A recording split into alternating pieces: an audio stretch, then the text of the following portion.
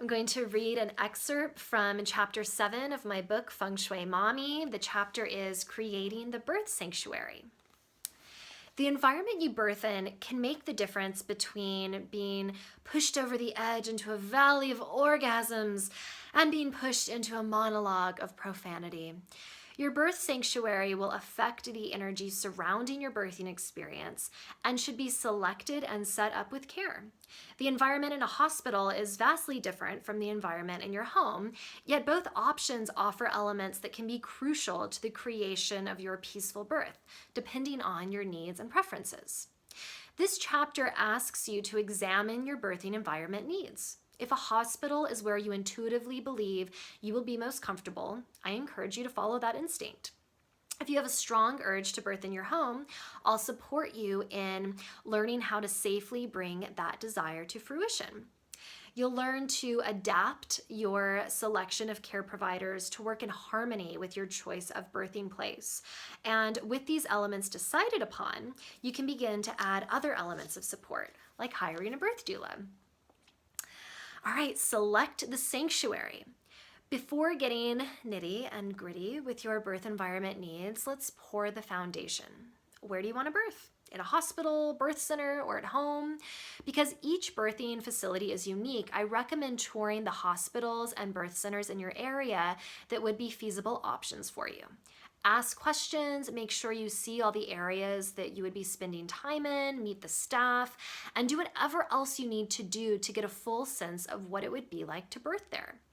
Let out a few howls to see how the acoustics are. If you're considering a home birth, do a walkthrough of your rooms, asking yourself if she would feel safe and relaxed birthing there. Is there a particular room you would like to birth in? Is there a separate area for your birth tribe to convene in when you want more privacy? Is there outside noise, maybe ongoing construction, that would impede your ability to get into that valley of orgasms? Do you have children or animals whose need for care would distract you from birthing? Do you want to birth at home? Once you've narrowed down your choices, continue to examine the birth must-haves that make you most comfortable. Here are a few questions to spark the inquiry process. Will you feel more comfortable with hospital support close by? Or will a medical atmosphere cause you anxiety? Do you feel safest in your home? Do you have a medical condition that would make it risky for you to deliver at home or in a birth center? Are you concerned you'll be tempted to request medical intervention if you're at the hospital? Do you feel this intervention would prevent you from having the unique birth you're hoping for? It's easier to have a shot of Pitocin with an epidural chaser when you're sitting right there at the bar.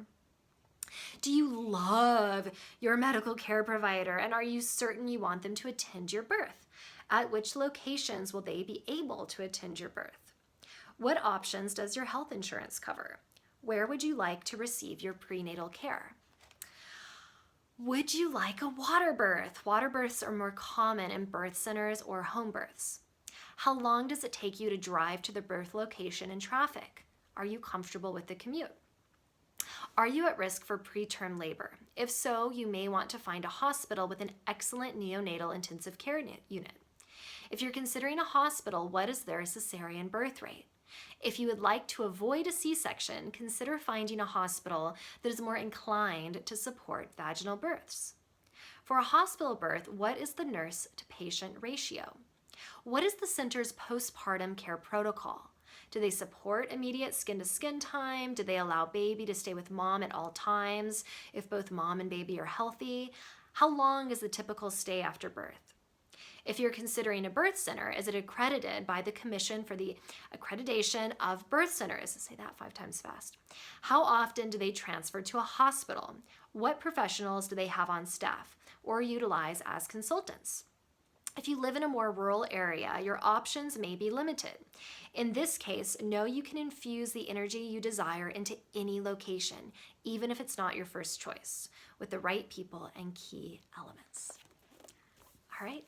To read more, get your copy of Feng Shui Mommy at Amazon, Barnes & Noble, any major bookstore, or my website, baileygaddis.com.